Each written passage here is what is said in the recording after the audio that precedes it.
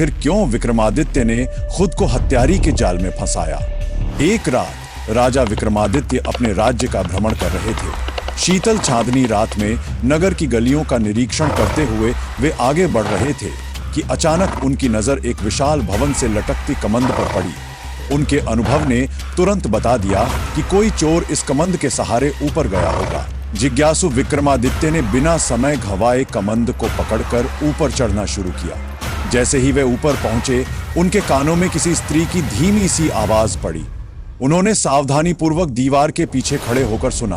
वह स्त्री किसी पुरुष से कह रही थी, जब तक मेरे पति की हत्या नहीं होती तब तक हम दोनों साथ नहीं रह सकते। हमें उसे खत्म करना ही होगा। पुरुष स्वर में झिझक थी, लेकिन वह निर्दोष है। मैं एक लुटेरा हूं, मगर किसी निर्दोष की हत्या नहीं कर सकता। मैं तुम्हें लेकर कहीं दूर चला जाऊंगा। मेरे पास इतना धन है कि हम पूरी जिंदगी आराम से बिता सकते हैं। विक्रमादित्य यह सब सुनकर समझ गए कि यह एक गहरी साजिश है। वे चुपचाप वापस नीचे उतर आए और उस युवक का इंतजार करने लगे। कुछ देर बाद जब वह युवक रस्सी के सहारे नीचे उतरा तो विक्रमादित्य ने उसे धर दबोचा। जब अपने सामने स्वयं राजा विक्रमादित्य को देखा तो भय से कांपने लगा और अपने प्राणों की भीख मांगने लगा। विक्रमादित्य ने कठोर स्वर में कहा, यदि तुम सच बताओगे तो तुम्हें मृत्यु दंड नहीं मिलेगा। युवक ने कांपते स्वर में कहा, मैं उस स्त्री से बचपन से प्रेम करता था, लेकिन दुर्भाग्यवश मेरे पिता का जहाज समुद्री डाकुओं ने लूट लिया और मेरे पिता की हत्या कर दी। प्रतिशोध की आग में जलते हुए मैं उन लुटेरों की खोज में निकला और खुद उनके दल में शामिल हो गया। जैसे ही मुझे अवसर मिला, मैंने एक एक करके उन सभी लुटेरों को मार डाला और उनका सारा धन लेकर वापस लौटा। परंतु जब मैं लौटा तब तक मेरी प्रेमिका किसी और धनी व्यक्ति से विवाह कर चुकी थी। जब वह मायके आई तो मुझसे मिलने आ गई। मैंने उसे अपनी समृद्धि का प्रमाण देने के लिए 9 लाख हार दिया।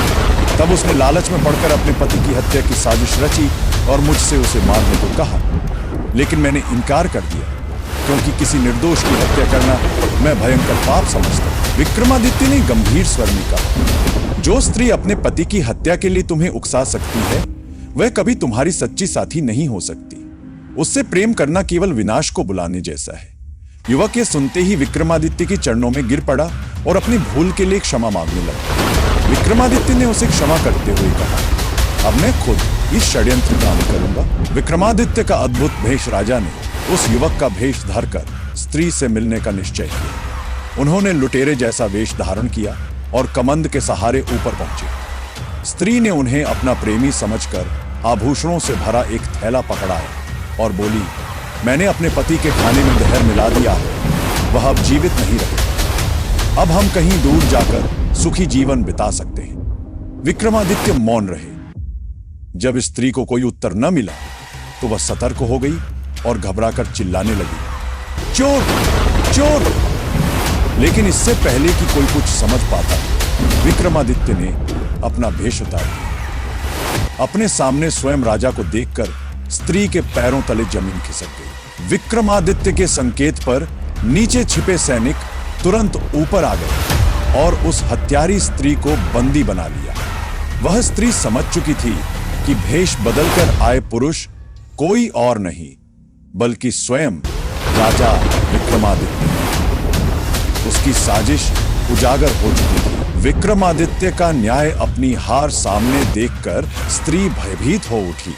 उसने विष की शीशी निकाली और उसे पीकर वहीं गिर पड़ी। कुछ ही क्षणों में उसने प्राण त्याग दिए। राजा ने उस युवक को समझाया कि सच्चा प्रेम त्याग और निष्ठा पर आधारित होता है, लालच और छल पर नहीं।